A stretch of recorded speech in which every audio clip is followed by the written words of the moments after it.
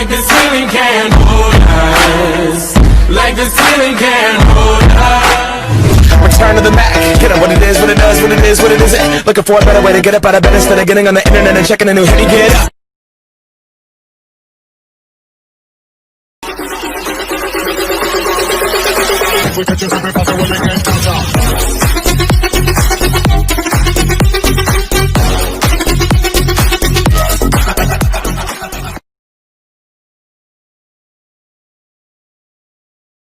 I get some dress to play date to you.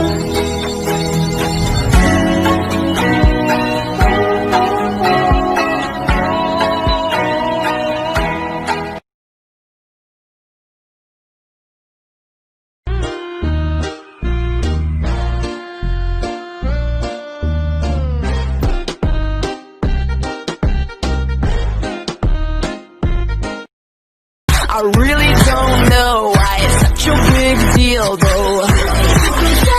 To the core, and day is a chore. When you feel warm.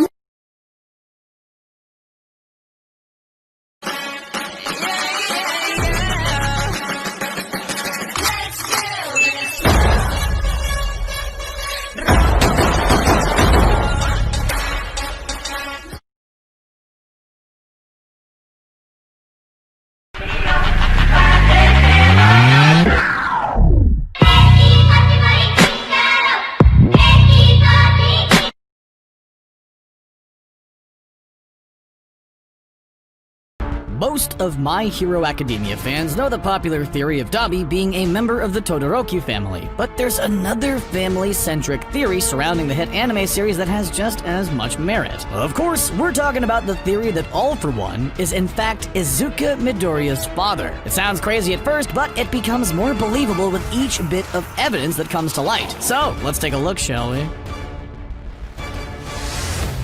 The center of this theory starts with Star Wars, of all places. There are a number of references to Star Wars throughout My Hero Academia, from city names to homages like All For One's black mask, a villainous helmet that also appears to serve as a breathing apparatus, much like Darth Vader's signature headgear. This is because My Hero Academia creator Kohei Horikoshi is a huge Star Wars fan, his love of the franchise clearly making its way into his hit manga series. This love of Star Wars goes beyond references, however, since the entire story structure of My Hero Academia is based on the original trilogy. It's not clear at first glance, but upon further inspection, the comparisons become very present. In the original Star Wars trilogy, Luke's trained by a warrior who's past his prime in Obi-Wan, so then he can take up the fight against a villain, Darth Vader, seeking the additional training of a short, often vague and hard to understand teacher Yoda. Most people know this setup. Now let's apply it to My Hero Academia. Izuka fits in the place of Luke, a person who desires training to reach his goal. A hero who cannot fight like he used to takes him under his wing in All Might, and further training coming from a short, vague teacher in Gran Torino. Also, he can possibly one day face a powerful villain in a black helmet in All For One. The parallels are pretty crazy when you look at them, and with so many similarities, it wouldn't be all that far-fetched to think that the biggest twist of the original Star Wars trilogy will also be paralleled in My Hero Academia. As we all know, Darth Vader revealed himself to be Luke's father, in one of cinema's greatest twists of all time. And if the rest of the narrative has been mirrored and paid homage to in My Hero Academia, then it could very well be revealed that All For One is actually the father of Izuka Midoriya. Where's our proof of this? Well, let's start with the fact that Izuka's father, whose name is Hisashi Midoriya, has been completely absent from the story. The only things we know about him is that his work keeps him busy and constantly moving around, which is why he's not home, and that he has the power to breathe fire. Additionally, we know that his given name, Hisashi, translates to a long time ago, which could be another Star Wars reference and a hint at the character's connection to the Darth Vader-like villain of the series.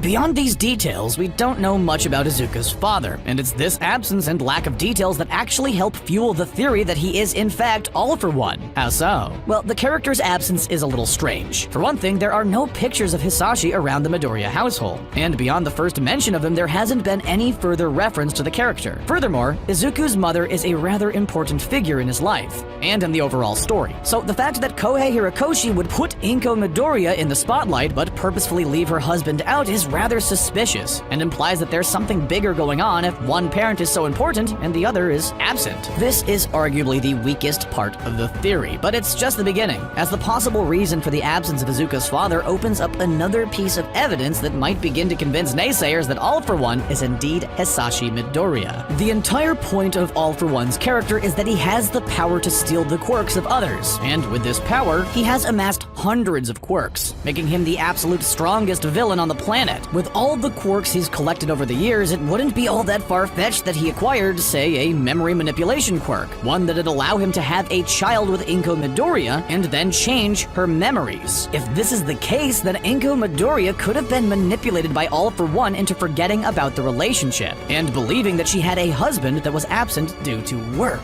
If this is the case, then some of you might be asking, why? Which is a fair question. Why exactly would All For One do this? What purpose does it serve him to have a child to begin with? And if he had one, why would he remove himself from their lives? To steal his quirk. Izuku Midoriya was born without a quirk, but what if, instead of this being a natural occurrence, it was actually taken from him at birth? Perhaps All For One has been having children with women all over the world in order to create new quirks that he can steal. It's a bit far-fetched, but if this part of the theory were true, then it would explain why Izuku's father is so absent from his life and from the story. However, since Izuku has a physical trait that shows he was born without a quirk in the form of an extra joint in his toe, this part of the theory is a bit up in the air, but there's a major background detail that could possibly explain this. The fact that Izuku's doctor works for All For One.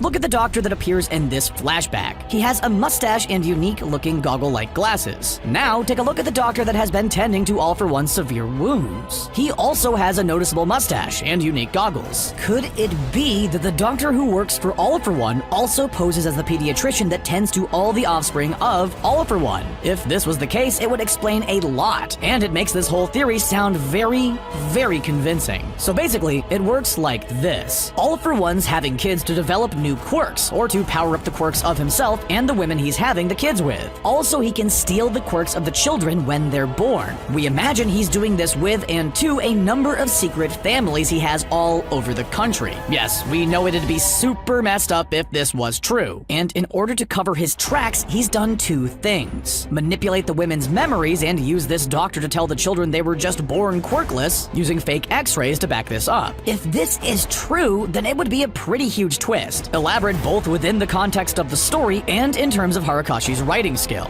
The aspect of this theory still works even if you tone down the extremity. Let's say All For One doesn't have a quirk factory in the form of multiple families across Japan. Let's say it's less intense than that, and Inko and All For One actually had a meaningful relationship. One that was cut short by one or both of the following reasons. He either found that his son Izuku, who had a powerful quirk that he wanted so much he was willing to steal from his own child and cover it up, or his injuries from his fight with All Might left him so disfigured that he left his family and went into hiding, claiming that he was working abroad to cover it all up. The second situation stretches things a bit, especially since the villain doesn't seem like the type of person to start a family. But both situations in general work to fill in some of the gaps of this theory, especially when it comes to the doctor, who really brings the whole theory together.